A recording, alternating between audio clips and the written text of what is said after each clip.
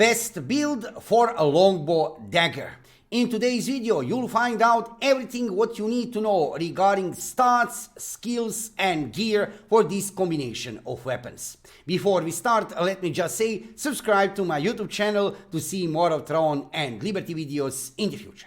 Okay, so we have here in front of us a very interesting combination of weapons. I can play this combination of weapons a long time over there on servers in Korea. I'm playing this game since release over there on servers in Korea. That was on December 7, 2023. Of course, I'm currently playing in global version, right, on global servers, and I will continue to do that. But for this evening, let's talk about best build for Longbow daggers.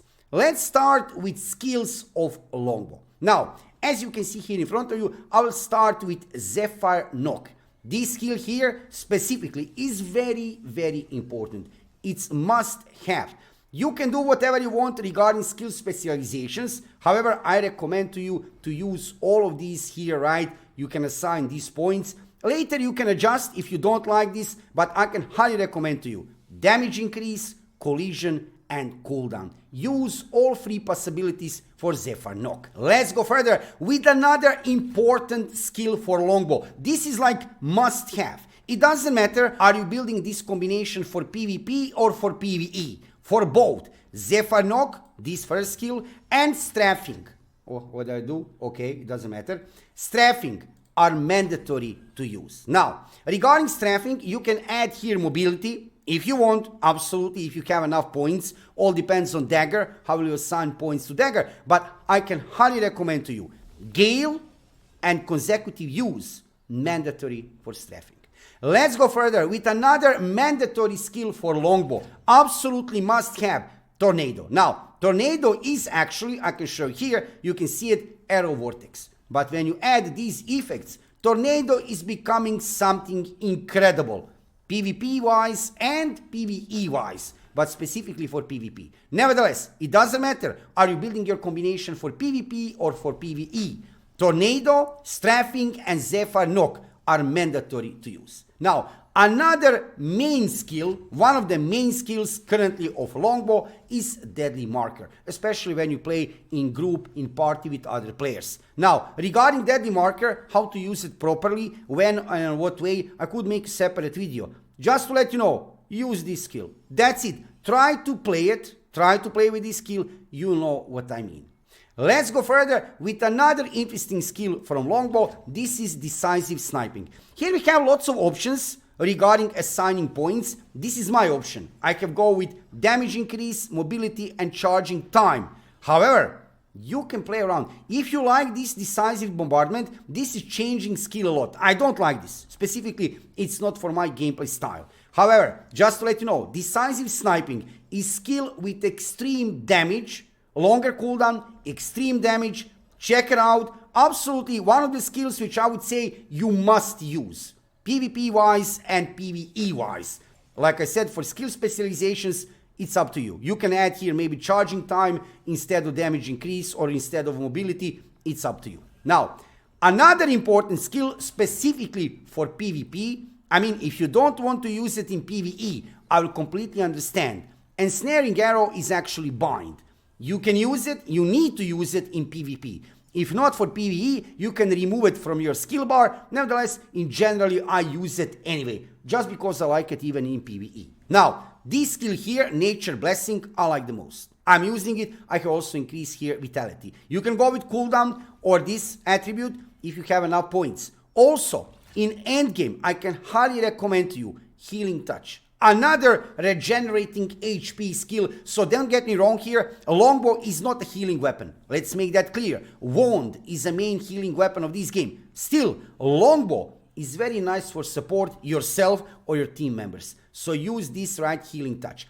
Additionally, we have this Purifying Touch. This is removing CC kind of skill. If you want to use this, it can have also additional healing effect. I'm not using currently Purifying Touch. I'm using Nature Blessing and Healing Touch. Now, additionally, depending on Dagger skills, you can maybe use Brutal Arrow, which is really cool skill, right? I have to admit. Flash Arrow, or maybe Blitz. Blitz is a resetting cooldown of your previously used skill. This is mandatory skill if you are playing, for example, a Longbow Wand combination. However, for Longbow Dagger, that's another story. So, For Longbow, mandatory. Zephyr Knock, Strafing, Tornado, Deadly Marker. If you play PvP and Snaring Arrow, if you want to heal yourself, at least take Nature Blessing. Or either Healing Touch. You don't need to take both. I can take both. Now, for daggers, let's talk about daggers, because here you can do many different variations of different kind of skills, what you want to adjust. But just to let you know, for example, this skill here is mandatory. Shadow Strike. This is like you play some kind of range weapon, not even a melee weapon. You jump on the target. It's amazing. And you also have silence effect. So use Shadow Strike, mandatory. I have leave here blank, additional special skill specializations. You know why? This is highly depending on your gameplay style. Now, Shadow Escape, you can do that. It's very cool, right? But do you want to jump back to the place where you were? Maybe. It's up to you. Skills distance increased. This, yes, absolutely use this. Nevertheless, again, this is up to you. Shadow Strike, use mandatory. Another amazing skill here from Dagger, Cleaving Moonlight. One of the basic skills, but absolutely worth to use. Use these 10 points, consecutive use. Currently on this build, I'm also playing Sword and Shield. That's why I don't have assigned points here regarding this. Nevertheless, Cleaving Moonlight is big yes, right, for Dagger. Inject Venom, Poison, and nowadays lots of players are playing with Lightning Infusion effect. I do understand why. You can keep it on normal Poison effect. Nevertheless, Lightning Infusion I find also very, very useful. Another, I wouldn't say mandatory skill, but one of the most important skills of the Dagger, which you should take in consideration, is Stealth. You can also go here for duration increase, which is really cool. Regarding cooldown, it's up to you. And regarding CC immunity. So, Stealth as one real assassin kind of weapon of Dagger, right? I will not say mandatory to use, but absolutely one of the interesting skills. I'm highly disappointed with Vampiric Strike. I don't like this skill. It's not working, at least not for me, like it should. And in experience of many other players, you're not getting back that skill effect Vampiric back that much. So I don't like it that much. Brutal Incision, absolutely one of the viable options to go with also this Thunderclouds bombing. And additionally, Phantom Smokescreen, absolutely, if you play Dagger, check it out, interesting skill you should take in your consideration. Ankle Strike is also very useful. I have seen many people use it. I'm not a big fan of this skill, but also I have used it many times. Regarding Night Throwing, no, not that much. Fatal Stigma, some players use, some not. Again, not of my one of my favorite skills. Now, regarding passive abilities of these two weapons, they are amazing. Daggers are still best secondary weapon in the game because of their passive abilities. If you are going to build some kind of dagger build, including Longbow Dagger, then you are going for evasion. You'll have boost regarding critical damage. Look at this skill here of the daggers.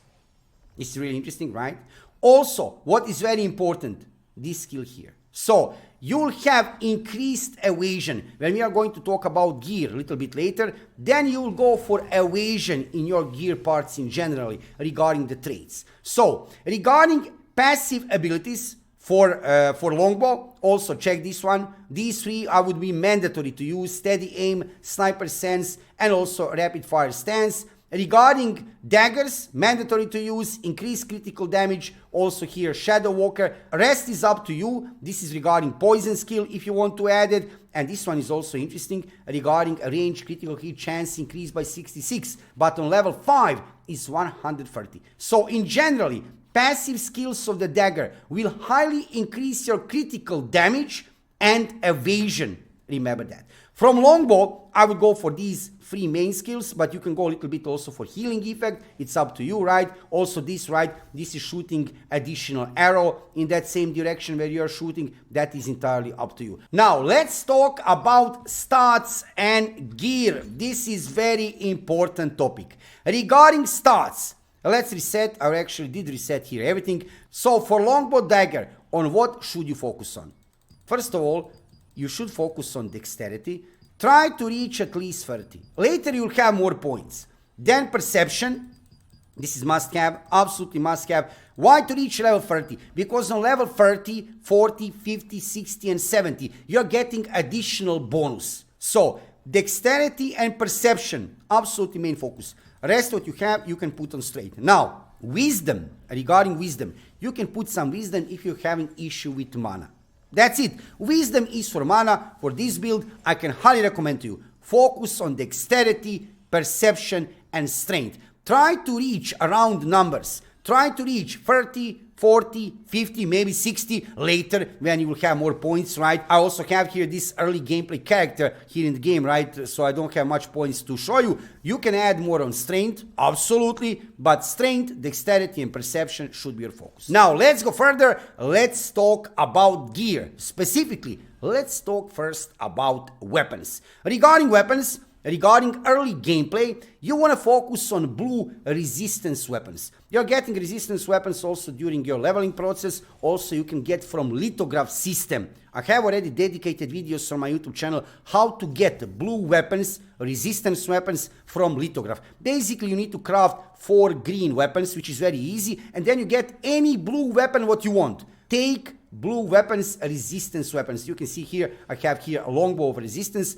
I also have this longbow. It's okay, right? And I also have dagger of resistance. However, in your end game, later, of course, you want to get better weapons. What weapons do you want to get? Let me show you here. So, for a longbow, you want to go to this dungeon, Death's Abyss. This is actually pretty simple dungeon, which is dropping many interesting gear, blue gear parts, purple gear parts. However, look at this.